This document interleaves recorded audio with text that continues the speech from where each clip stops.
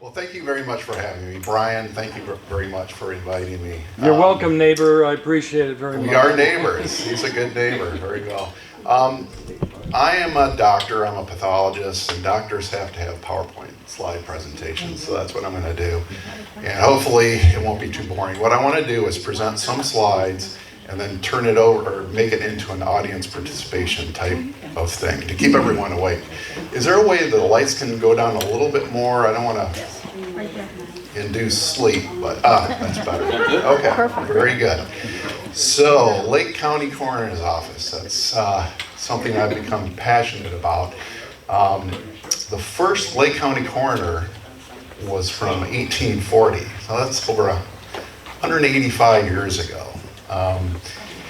And despite 185 years, most people don't really know what the coroner does and how they do it. In fact, a lot of doctors, when I talk with them, they have absolutely no idea what I do. So hopefully I want to clear that up.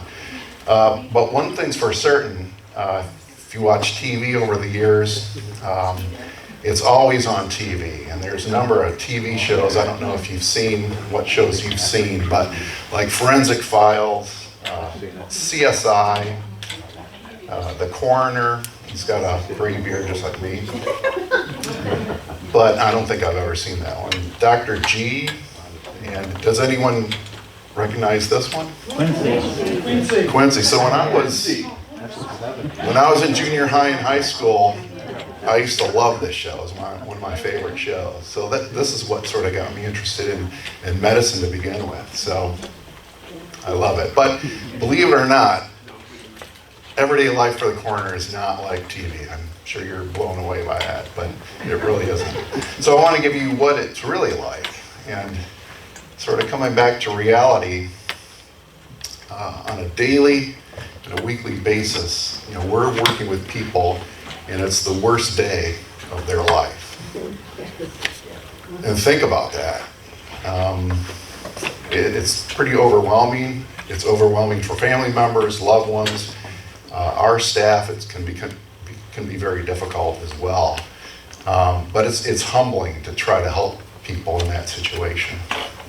So we have to remember, we're not trying to solve all their problems. We're just trying to help them along the way. And we can help them by answering questions for them. That's what we try to do. So first of all, I'd like to tell you about our office and just briefly run through it.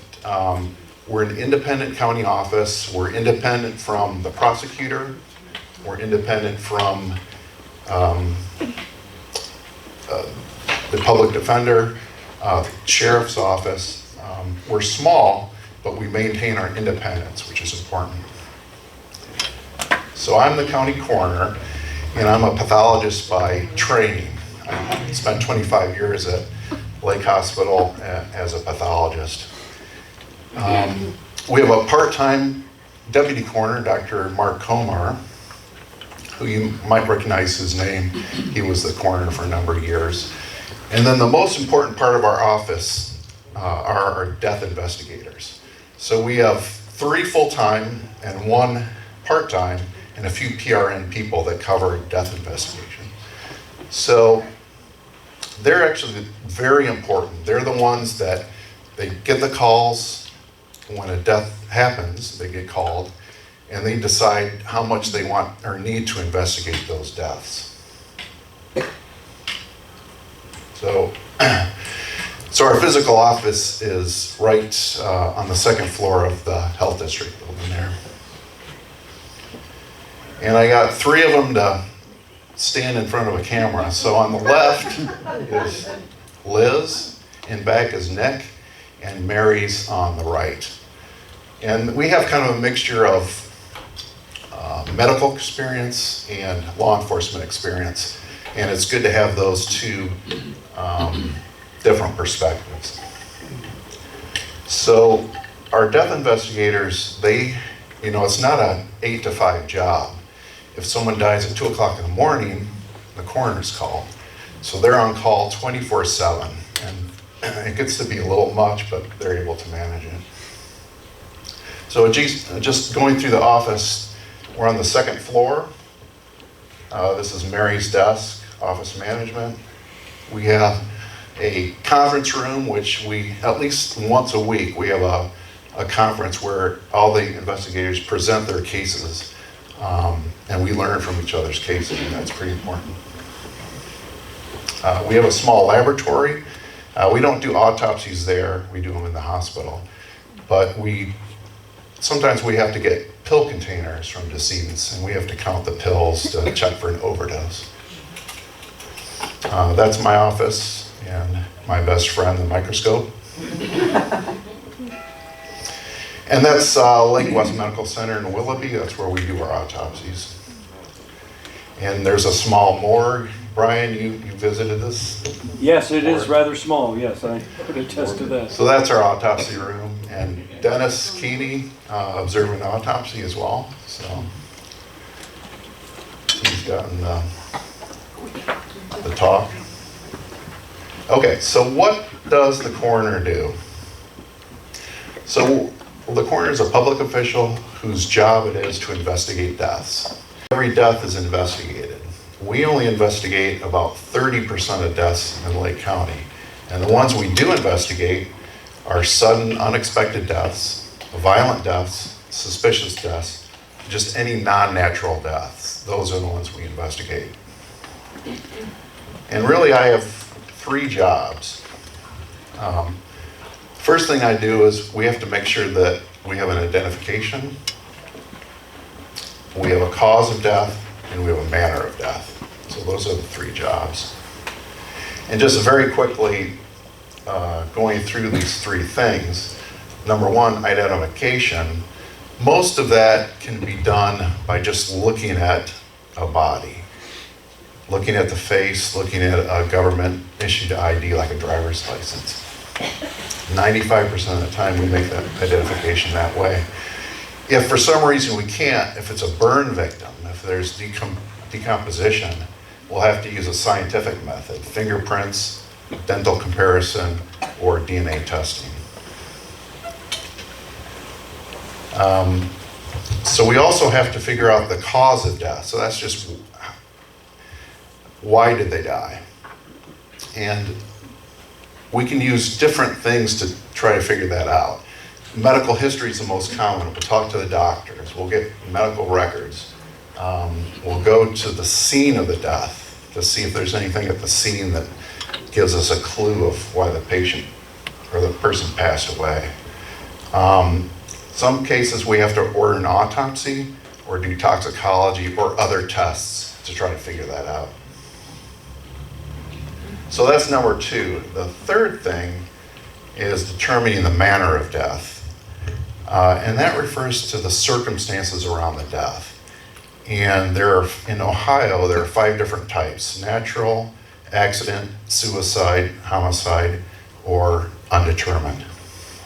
So why this is important is it's very important to the prosecutor's office.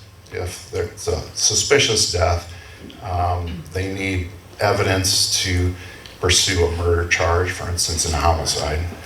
Or insurance companies are very anxious to get information on accidents. So in Lake County, it's interesting, about 1% of the population passes away every year. So last year we had about 2,600 deaths, and the coroner's office doesn't handle all of those deaths. We only handle the ones that are reported to us, and about 30%, give or take, about 800 cases a year are reported to us. So how do we decide which cases to look into further or investigate? And it's the deaths that raise very compelling questions of public interest. So these are cases that, as a community, we really need to know the answers.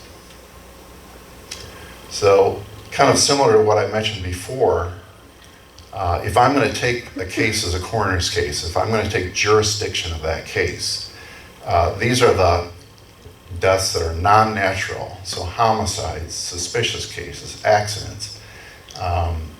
sudden unexpected death when a person appears healthy. Also, the other important deaths are like if someone dies in a job, at a work site, or death while in custody. Those tend to be high-profile deaths that we spend a lot of time investigating. All right, so those kind of boring slides, but what I want to do now is kind of an audience participation type phase. But first of all, I'm going to make you the coroner, and now I'm going to give you some authority. So the Ohio Revised Code has certain laws that give the coroner certain powers. It's against the law to move or disturb a dead body. So when a body's found, they call the police call us, and we have to decide whether we take that body as a coroner's case and, do an investigation, or there's nothing to be learned from an investigation, we can just release the body to the funeral home. The other thing is that when we decide to investigate and we go to a death scene, the coroner or our staff do not need a search warrant. So law enforcement have to get search warrants to search the house. The other thing is we have the ability to subpoena documents and people to get information to try to figure out what's going on. And then we can order autopsies, toxicology, and whatnot to figure it out. Okay, so first case. I'm just going to give you a few situations and see what you would do. So we have a 66-year-old woman who collapsed and died in front of her husband. She has a past history of high blood pressure and diabetes, and she was a smoker for a number of years. So do you think this is a case that the coroner needs to investigate for the public good? No. Everyone got it 100% right. So it's an older person, 66. They're not that old. I'm getting up there. But,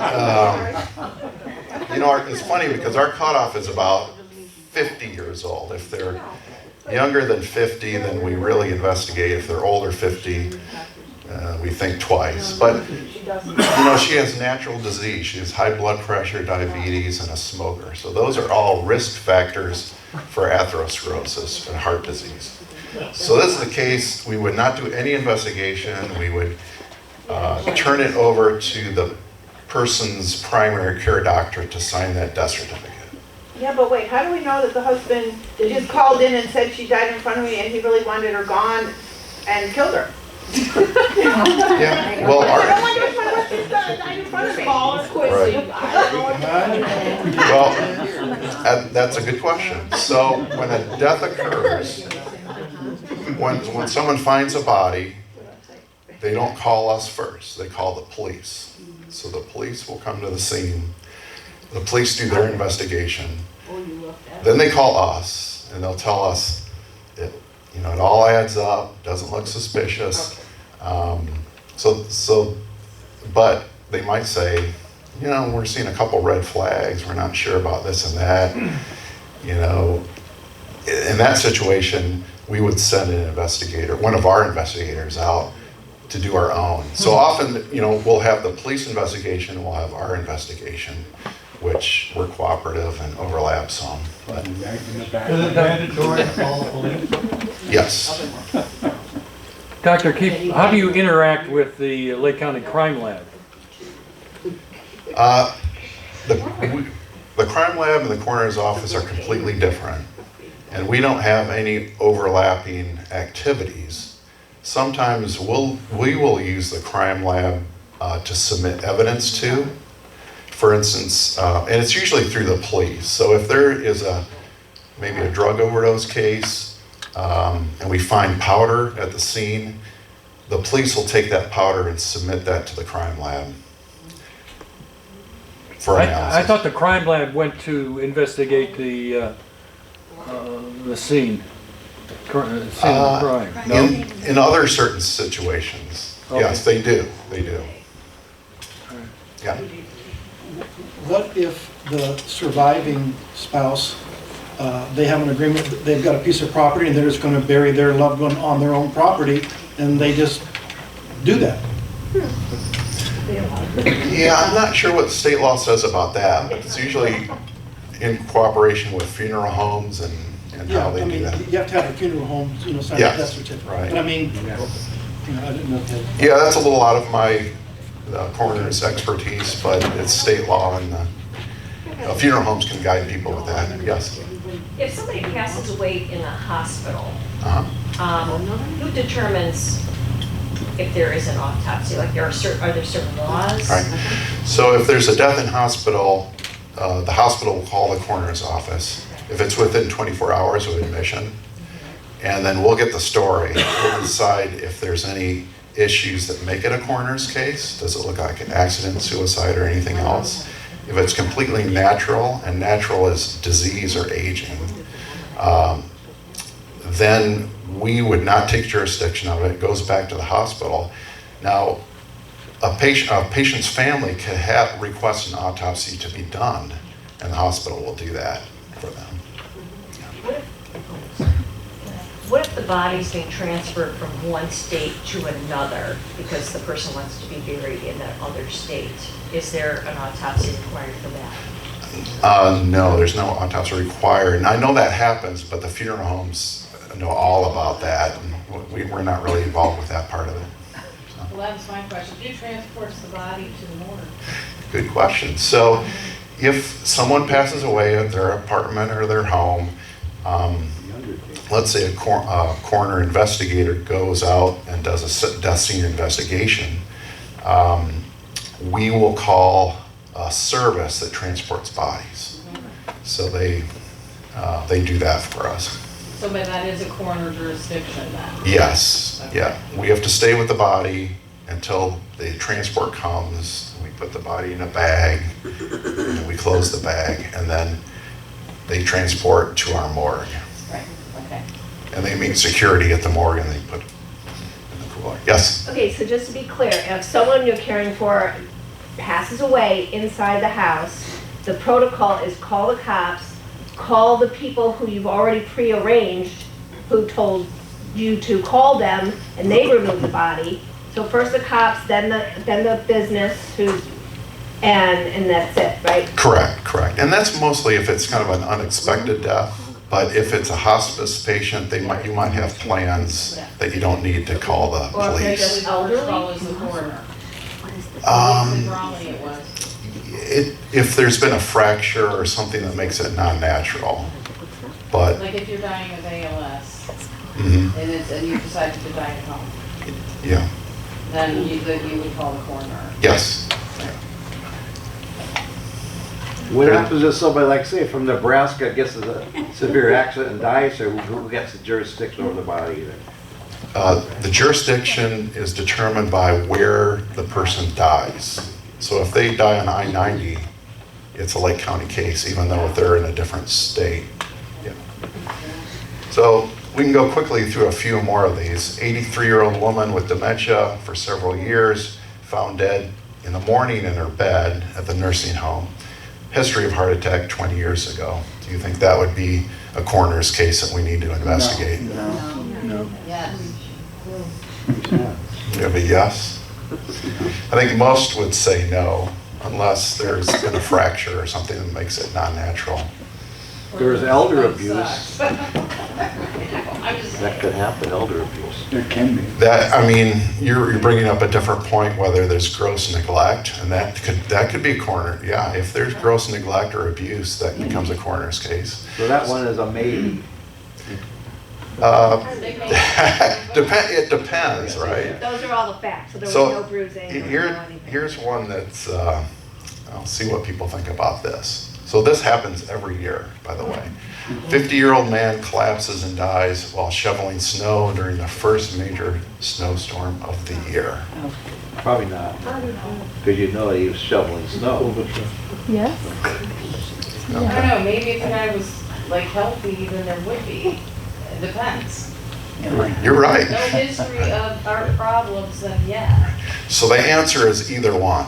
yes or no are both correct answers. So if it's a 50-year-old that has had 2 heart attacks in the past, and this happens, we would not do much of any investigation. We wouldn't do an autopsy.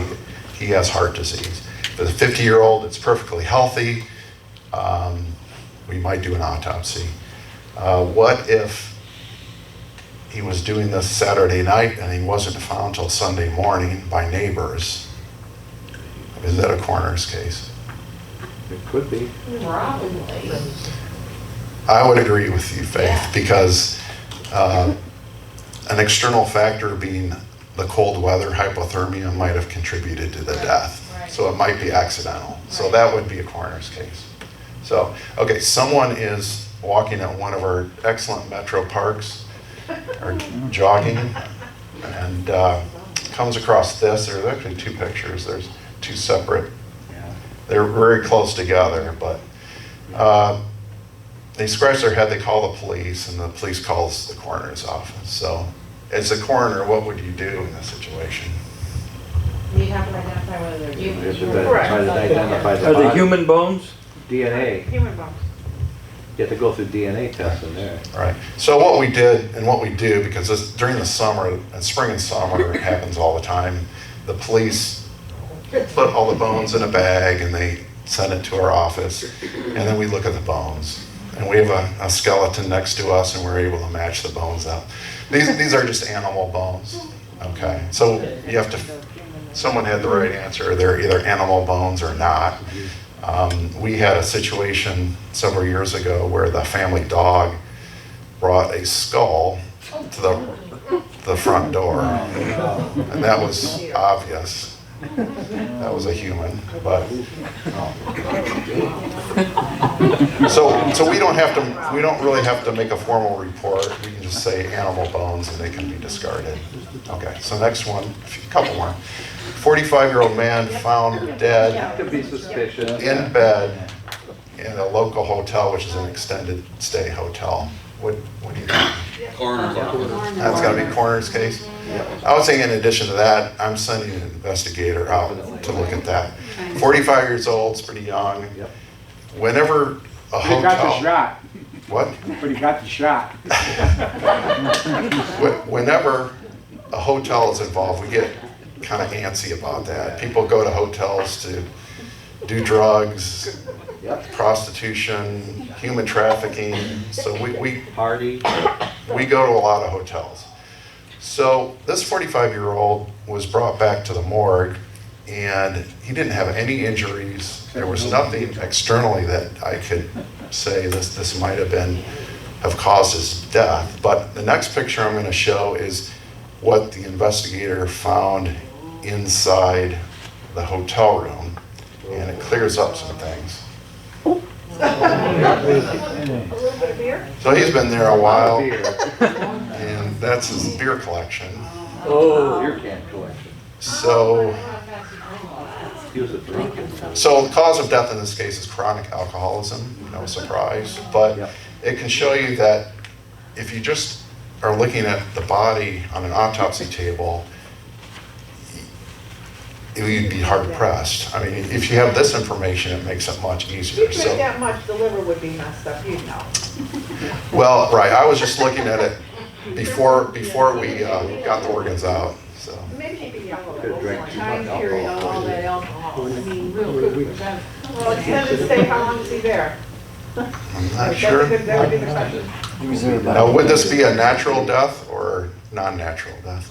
Oh, that's Suicide, Not natural. He drank himself to death. Yeah. It's funny, these are all right answers, but the tradition or the rule of thumb for medical examiners and coroners is when chronic alcohol is involved, they're natural deaths. Yeah.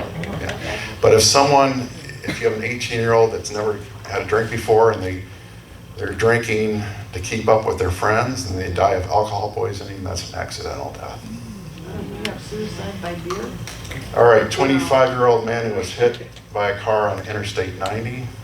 This was at like 2 o'clock in the morning, and it was very cold, as I remember. I think the coroner would have to be involved in that. Hit and run. You're right. You could say hit and run. It could be suicide, it could be accident. It could be hit and run too.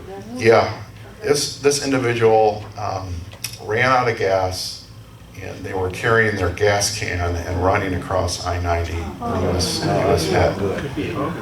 So,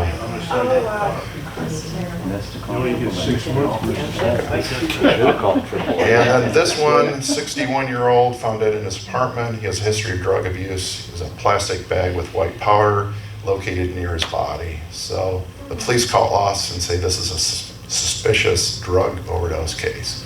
So naturally, this is going to be a coroner's case. We're going to take jurisdiction. We're going to do toxicology, probably an autopsy, but not necessarily, to determine whether it's a drug overdose. And those can be, they're mostly accidental, but they can be suicide. Who pays for an autopsy? We do. It's county paid, yeah, county taxpayer general fund. And so that brings up a good point, because, you know, we have to sort of live within our means, obviously. So, and that's why I'm so happy with the group of investigators we have. So before, you know, we had newer investigators that weren't trained very well, and when you have newer people, didn't have as much trust in them, and in that situation, I would order autopsies, toxicology, x-rays more often, and each test is costs, though that's taxpayer money being paid. So when you have good people that know what they're doing, we can really streamline things and not test a lot and still get the same information, so. All right, one or two more. 4-month-old infant, female, found unresponsive in her crib. It could be SIDS, it could be something else too. Yeah. So unfortunately, this happens. You know, we have a few every year. They're awfully devastating, but again, it could be a natural death, could be pneumonia, meningitis, SIDS, could be SIDS, could be child abuse or neglect, or shaken baby, or it could be sleeping with the mother, and we've had situations where there's overlay and then there's suffocation. So, That's accidental. all right, this is the last one. So this actually was a case I had in Cleveland. I changed a little bit around. 44-year-old paralyzed man was in the hospital for a bad urinary tract infection, and he died of sepsis, which sepsis is just overwhelming infection that causes death. Isn't that called blood poisoning? Yeah, exactly. And so that all sounds natural, but if you dig a little further, 20 years ago, he was working at a convenience store and suffered a gunshot wound to the neck, and that's why he became paralyzed from the neck down in an armed robbery attack. So even though that was 20 years ago, this is a homicide, and there's no statute of limitations on homicide. So the bullet was still in the neck, so when we did the autopsy, we had to retrieve the bullet, and that was evidence for potential trial, because, you know, it's a homicide case now. So. I didn't even think about The bullet could have caused sepsis. So hopefully with that information I've given, bottom line is we don't want to miss a homicide, as you brought up. We want to be skeptical. We don't want to overdo though. We want to just kind of be right. We don't want to miss these cases. At the same time, we want innocent people to be exonerated. You don't want to put the wrong person in jail, because that costs more money than when he sues. Sure. Evidence will be preserved for court, so our investigators are always searching for evidence, and they're taking pictures, which is evidence also. Health hazards will be recognized. We've had a couple cases of carbon monoxide poisoning. We had a homeless woman living in a car in a parking lot, and it was an old beat-up car, and the exhaust wasn't working properly, and she died of carbon monoxide poisoning. So we found that at autopsy, but it was important to make sure that anyone else who got that car again, that, you know, I would either get rid of the car or have it fixed, or you have another carbon monoxide death. So we can play a role in preventing death as well. So the goal is prevention. So I just wanted to open it up to questions. I know I predicted or anticipated maybe a question on drug overdose situation. So I combed our county coroner files way back till 1977, if you can read that. 77 till almost today, and how that curve has changed.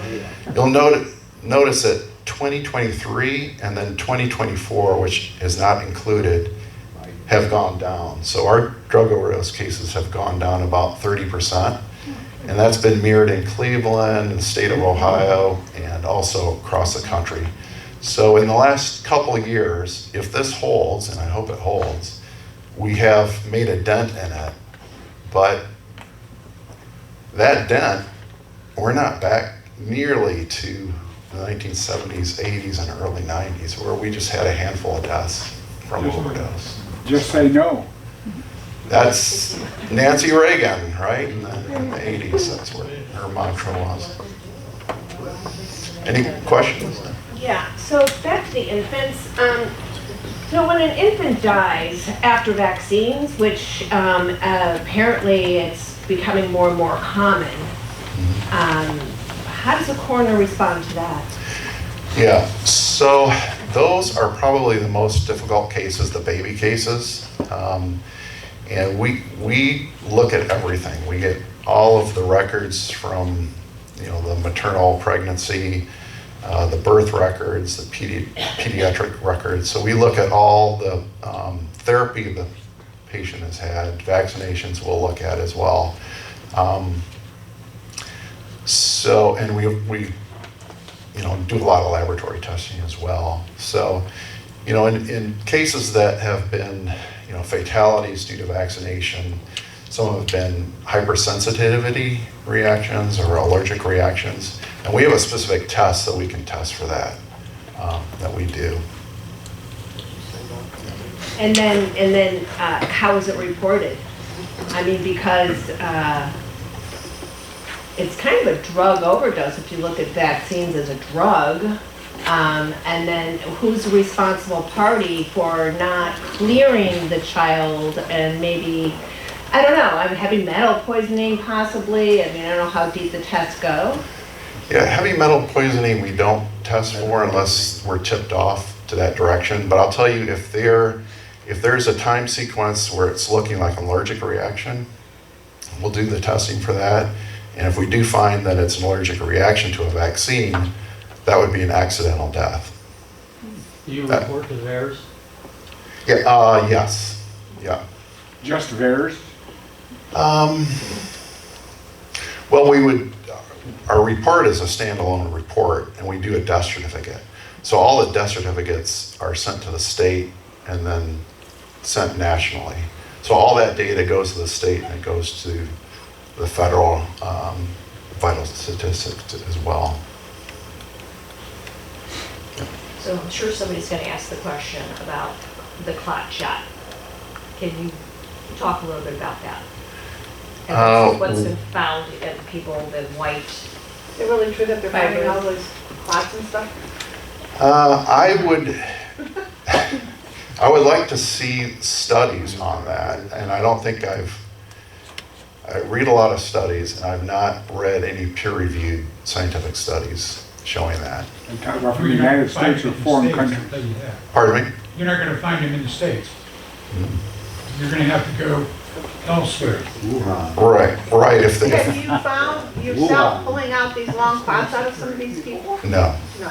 They don't do any embalming at the coroner's office. We would probably need to talk to somebody that does Right. that kind of stuff. But if Right, it might not be, right. Yeah. It won't be the coroner aspect, it'll be somebody who's autopsy for some other reason. Yeah, Right. I'll tell you one thing, and we learned this throughout our medical education and residency, is trying to tell the difference between a clot before someone passes away and a postmortem clot. Postmortem clot happens all the time. You're always going to have postmortem clots. So there's certain characteristics of the clot that you can determine whether it happened during life or after death. Also, they say it causes myocarditis, so sometimes the COVID vaccine. That's a very interesting question. So myocarditis, I've seen a few times at autopsy. I've done, I think I'm getting close to 1,400 autopsies total. I've only seen myocarditis maybe a handful of times, maybe 4 or 5 times.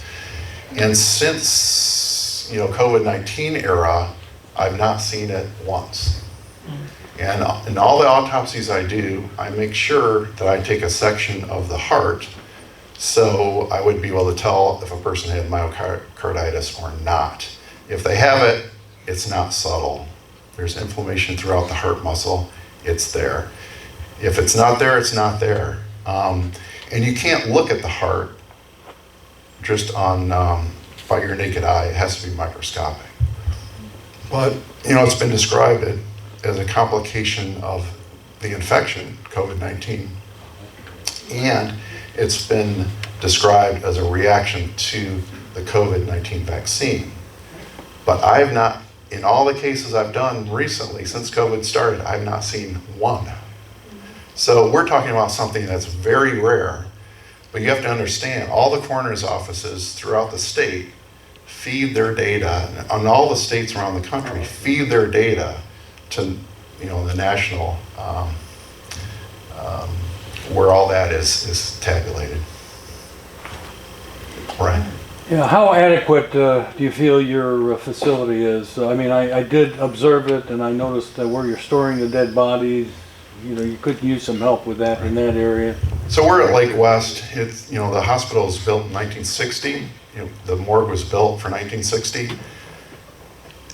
The hospital is a lot busier now. An obese person in 1960 was maybe 250 pounds. And we have people that are 400, 500 pounds. So it's very difficult. So it's just difficult for us to move bodies around, store bodies. Sometimes we can't fit the body in the cooler, and we have to, leave the body in room temperature and put bags of ice on the body. I think you had a maximum of what? Was it 6 bodies that you could store? Yes, 6. And during the pandemic era, we didn't have enough room, so we were overflowing. We had bodies we weren't able to store. Fortunately, we could store some of those in Cleveland, but it got pretty hairy for a long time, a couple of years there. Yes? If the family requests an autopsy, is the coroner's office the only one that can do it, or could the hospital also? If the patient has been in the hospital, admitted, the family can always ask for an autopsy, and there's no charge to the family. Well, who does the autopsy? The hospital. The hospital. The coroner will not do those autopsies. So the hospital pathologists will do those autopsies. We have situations where, unfortunately, in some of the cases I presented, like the first couple cases, you might have a family member say, well, I really want to know why the person died, so can you please do an autopsy?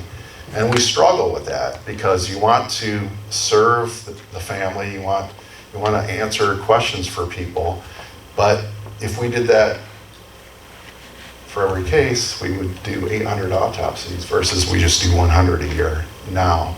So we really don't have the resources to do that. So often we'll have to say we're not able to do that autopsy because it's not really indicated. One more, and that's it. Well, go on, go ahead. Could the person then, like if you are not able to do it, could they move the body to someplace else that would be able to do it? Yeah, they can have a private autopsy done. Yes.